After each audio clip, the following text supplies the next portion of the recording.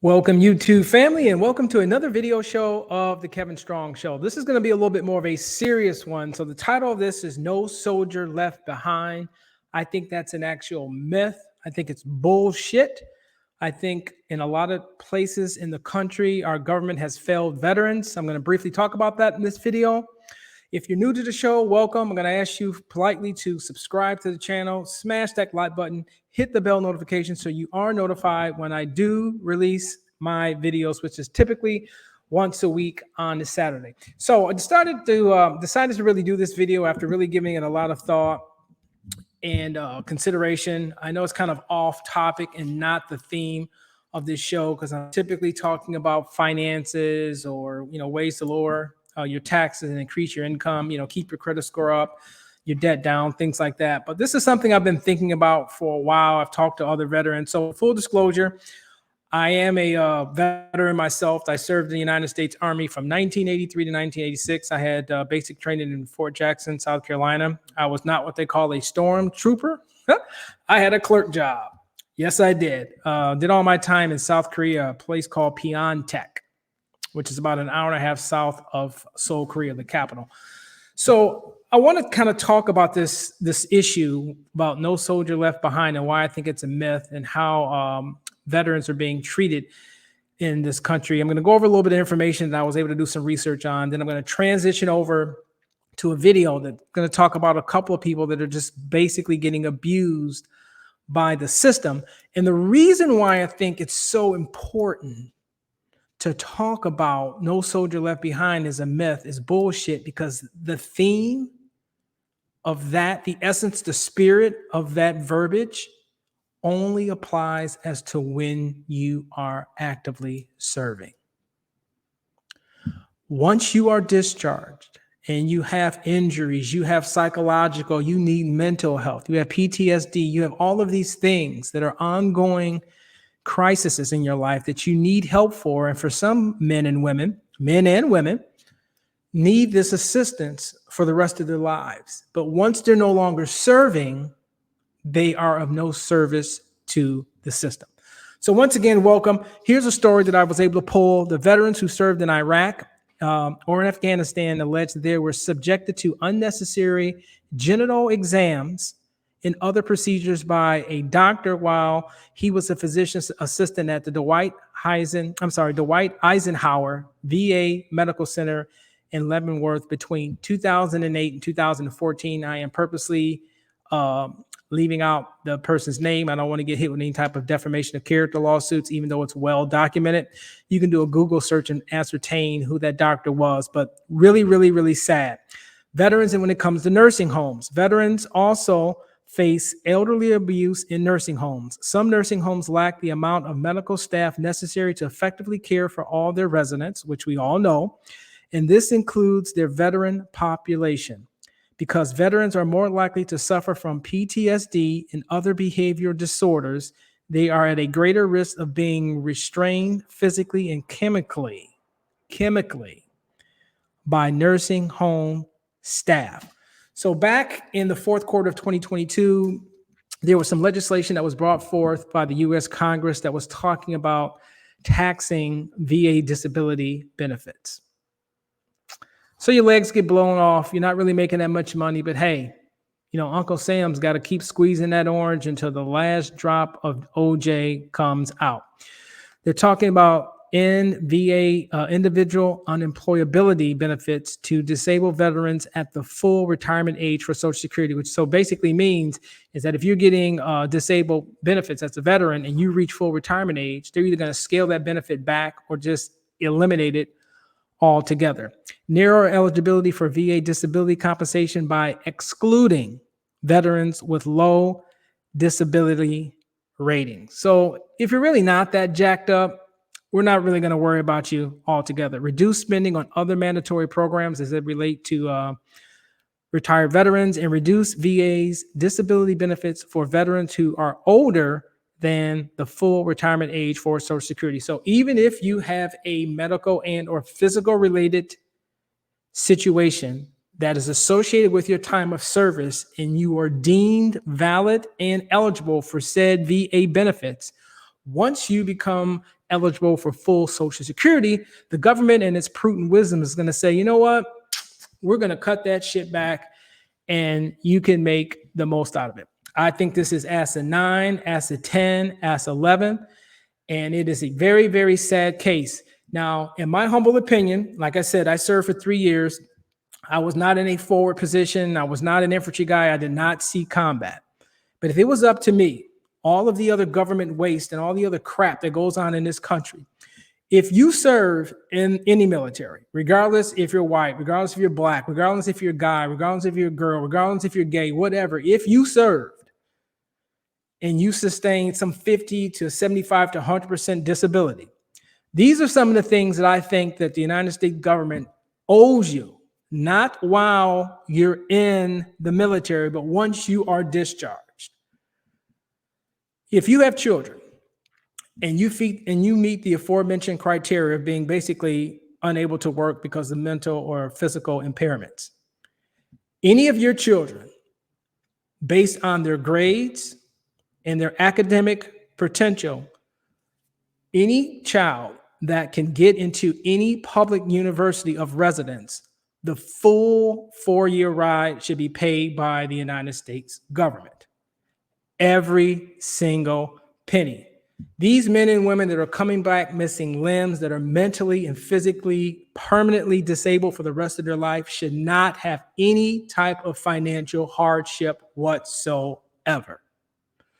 That's my opinion.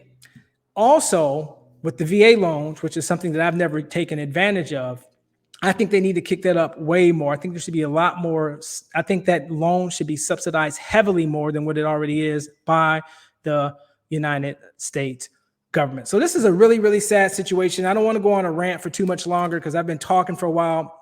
So I'm going to bring up this this little YouTube thing that talks about these individuals who are getting abused by the system that served their country with pride and honor. Let's see if I can get this here. Okay. A Care 11 investigation found a pattern of veterans misdiagnosed. Put it on the report that I didn't even have MS. Made to feel they're faking. You can't fake this.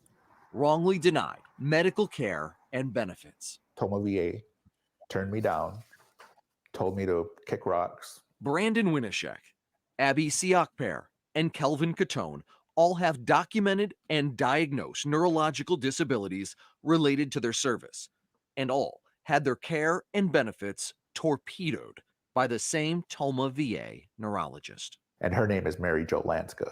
Dr. Lanska. Dr. Mary Jo Lanska. The Toma VA repeatedly refused Care 11's multiple requests to interview Dr. Mary Jo Lanska and hospital leadership.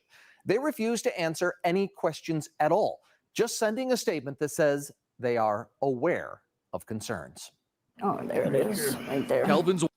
All right, so we're going to take a pause here. Like I said, this is very sad. This is going on throughout the country.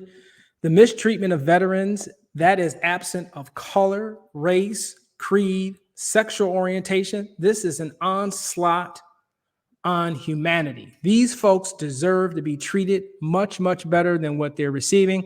I've talked to so many people who have served in combat. I have a really good friend.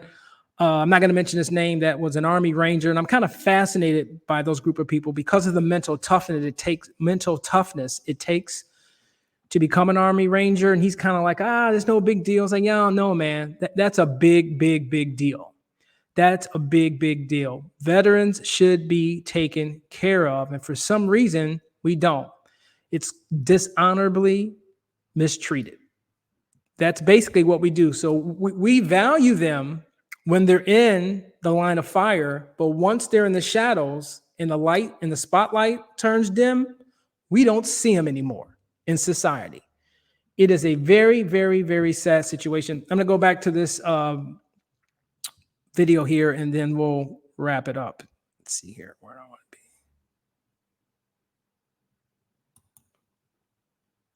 Brain injury. After Dr. Lanska's denial, Brandon was forced to pay out of pocket for real TBI testing at a private hospital. That testing showed he sustained multiple brain injuries during his service. The proper diagnosis forced the VA to back down, meaning he can now get not just benefits, but treatment. I started crying. Don't judge Abby Siakper by her tears. Sorry. She's tough. You have to be to fly Blackhawks and be a gay woman in the military before the repeal of Don't Ask, Don't Tell. It messes with your self-worth. When you work so hard over and over and over to prove yourself, just to be denied by an organization that you went to for help. Her records show a documented line of duty head injury. After she got out, while working as a civilian on a military base, she took another brain blow, falling off the wing of a plane. Spread eagle on my back and hit my head first on the tarmac. Within weeks, she developed strange movements in her hands and feet, delayed speech, and cognitive functioning. She began seeing a private neurologist at Gunderson. She diagnosed me with functional movement disorder, and this last head injury was the straw that broke the camel's back. Wanting a second opinion about treatment, she turned to the Toma VA. Dr. Mary Jo Lanska just reviewed her chart and records, never even saw her, but put this note in Abby's records about people with functional movement disorder having common underlying agendas that include avoidance of work and monetary gain. Come on It now. accused me of malingering, which is Come on now. See what I'm saying? This is crazy. This is absolutely crazy. So once again, some of the guys that I've talked to that were special forces, right? Which is a whole nother level above a typical soldier. And I have always thrown this out to them. I had a guy I used to work with for a long time. He was had the highest ranking non-commissioned ranking in the Marines. So I forgot exactly what that's called. So I don't want to disrespect anybody by saying the wrong thing. And I said, hey, I said, Mr. H, I said, it's not about that damn flag. Everybody drinks that Kool-Aid and it says, man, it's not about that damn flag. You guys are fighting for the guy and the gal that's right next to you, that's in front of you, and that's behind you, and that special bond that you build in a forward position, fighting for your life and for each other, transcends any type of mythical united we stand, divided we fall, fill in the blanks. It's about self-preservation and taking care of people that you're basically entrusting your life with. And in kind, they're doing the same for you. So for those of you who serve in the military, once again, you have my greatest respect. Pick a skill that's transferable. Understand what you're getting into, because once again, don't drink too much of the testosterone pill and expect to be taken care of once you fall back into the shadows, because the system clearly is sending a signal that you may have gotten an honorable discharge, but more than likely, if you need help from the VA, you're going to be dishonorably treated. I'm going to end this video with my famous slogan, even though it's not appropriate to this type of content, but please keep your credit score up and your debt down. This was the Kevin Strong Show. Please take care of yourself, your family, and most of all, each other. Thank you for watching. Hit the like button, hit the subscribe button, and hit the bell notification so you do get notified when I do release my videos, as I stated previously, once a week, typically on Saturday. God bless.